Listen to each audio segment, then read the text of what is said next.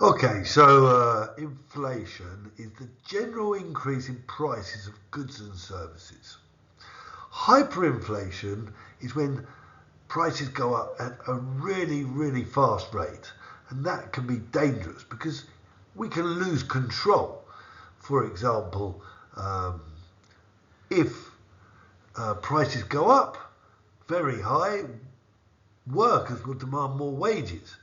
And then the fact that they're getting paid more wages will create more inflation, which will create more strikes and protests to get more wages.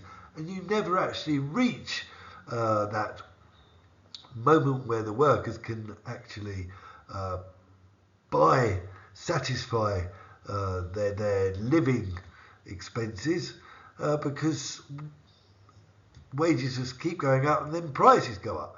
And this means that we've lost control of the economy and it's very dangerous. So hyperinflation must be avoided because it can be a threat to the economy itself. It can really destroy the functions of money and in that way destroy the economy.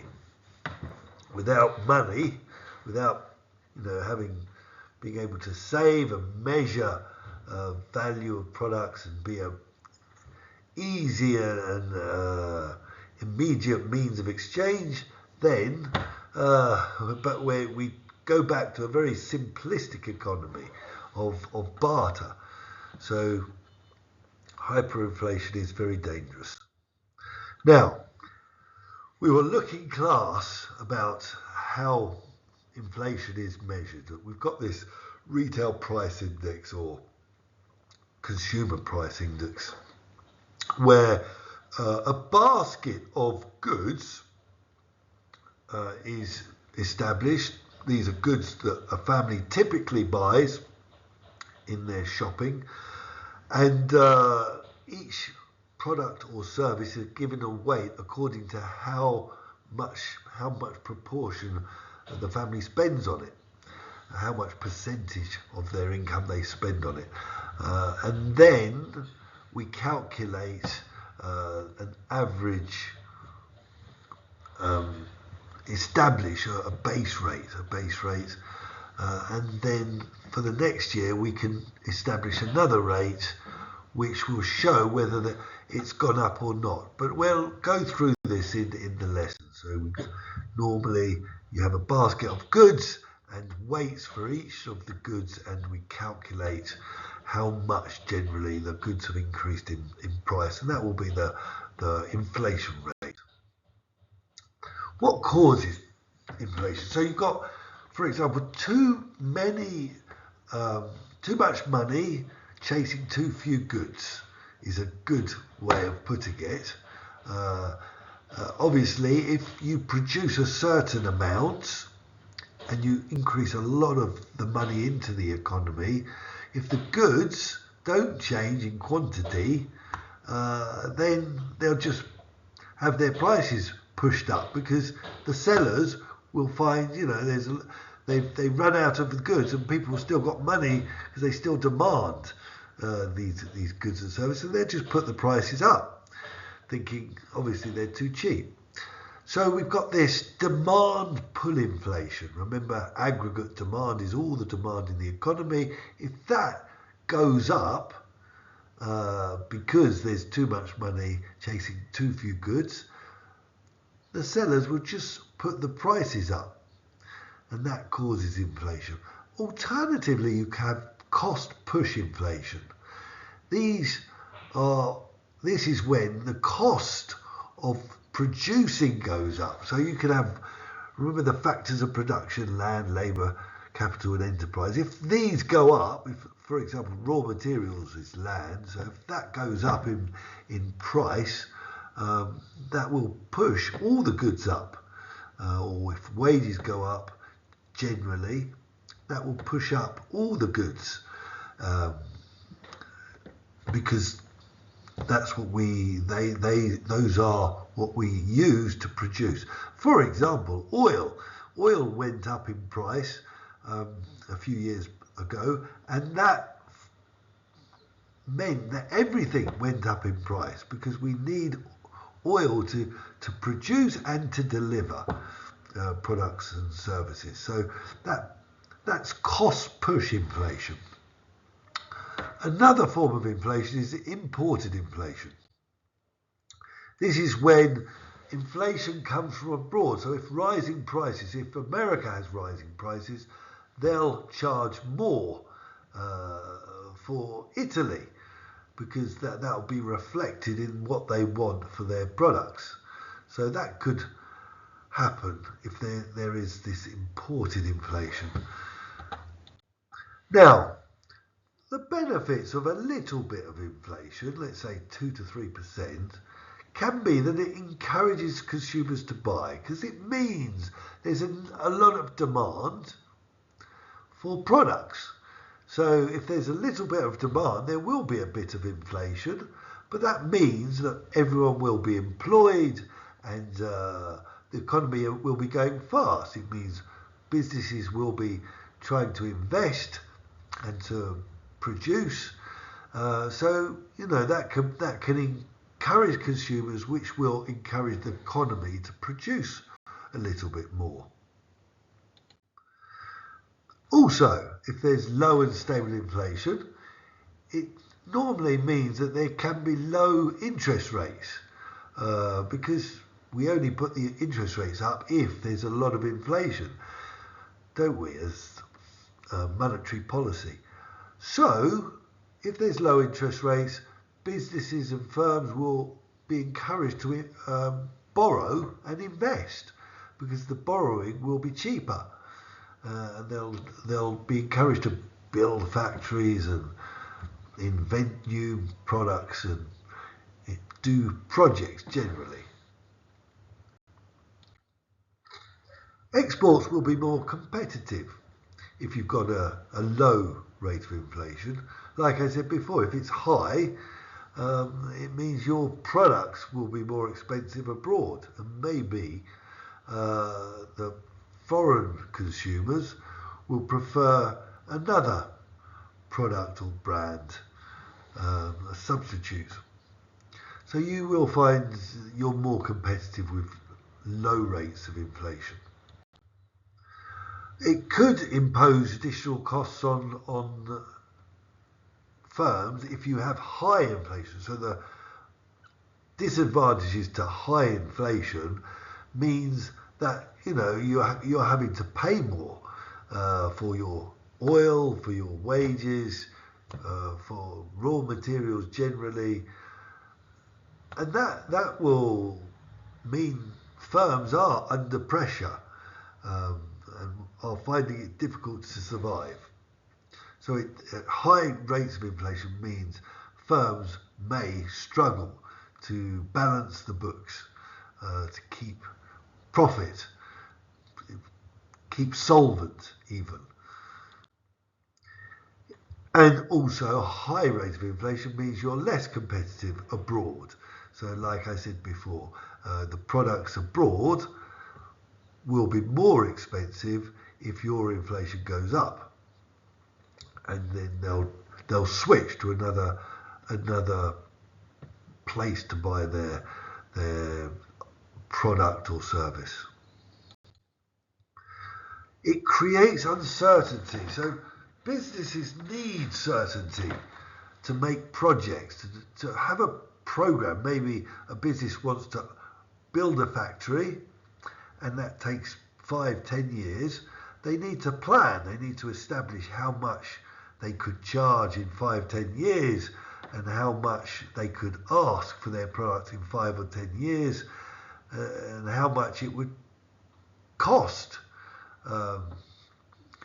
in 5 or 10 years. And that means if there's high inflation, they won't be able to do that with certainty. If you've got low inflation, normally there is certainty, 2 to 3% can be maintained. But if it's going up, you don't know where it's going to go.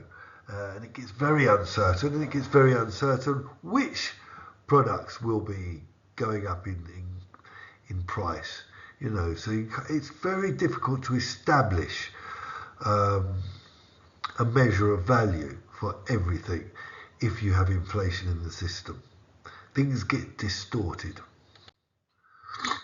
Right, the consequences of inflation for consumers. Generally, consumers, it depends on what you're buying, but if you're buying something very